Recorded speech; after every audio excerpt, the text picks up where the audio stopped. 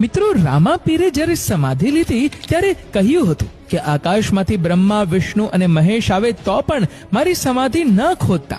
પણ પછી તો એવું શું બન્યું કે રામાપીરની સમાધિ ફરીથી ખોદવી પડી? તો શું છે આની પાછળનું રહસ્ય? આવો જાણીએ આજના આ વિડીયોમાં. હરભુજી એટલે રામાપીરના માસ્યાઈ ભાઈ, પણ ભાઈ કરતા પણ બંને જણાની મિત્રતાનો નાતો વધારે. દેવ એકબીજાને મળે નહીં ત્યાં સુધી ચેન પડતું નહીં. રામાપીર રણુજાથી ઘોડી લઈને ચાલતા થાય અને હરભુજી બાજુના ગામમાંથી ઘોડી લઈને આવે.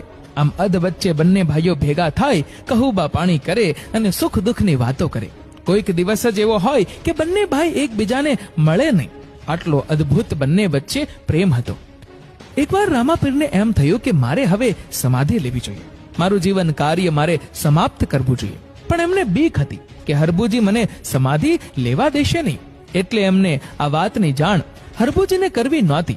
પણ હરભુજી જ્યારે પણ રામાપીરને મળતા ત્યારે એવી વાતો કરતા કે ભાઈ જોજો હો, મારાથી કોઈ વાત છુપાવી રાખતા નહીં, મને દગો આપતા નહીં ભાઈ.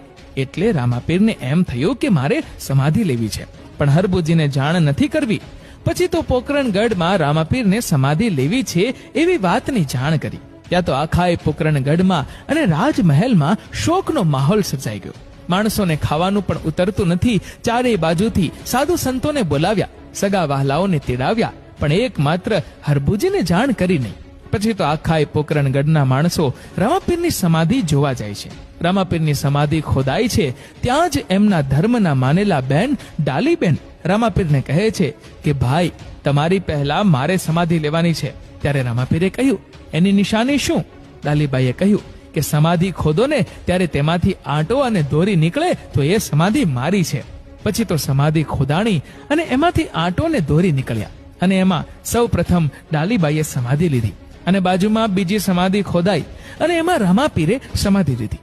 સમાધિ લેતા પહેલા રામાપીરે પોતાના પિતા અજમલ રાજાને કહ્યું કે પિતાજી, આકાશમાંથી બ્રહ્મા, વિષ્ણુ અને મહેશ આવે ને તો પણ મારી સમાધિ ખોદતા નહીં. અને આ લ્યો અમર કટોરો ને વીર જેડિયો મારી બાજુમાં તમારા જ હાથે મૂકો, અને હું આજથી વચન આપું છું કે તુરા કુટુંબમાં બાપથી પહેલા કોઈ પણ દીકરો મરશે નહીં. આટલું બોલી અજમલ રાજાને વીર ગેડિયો આપ્યો અને એમના જ હાથથી એમને રામાપીરની બાજુમાં મૂકીને સમાધિ ઉપર માટી અને ફૂલ વાર્યા. પછી તો બધાય રાજમહેલ તરફ પાછા વળ્યા.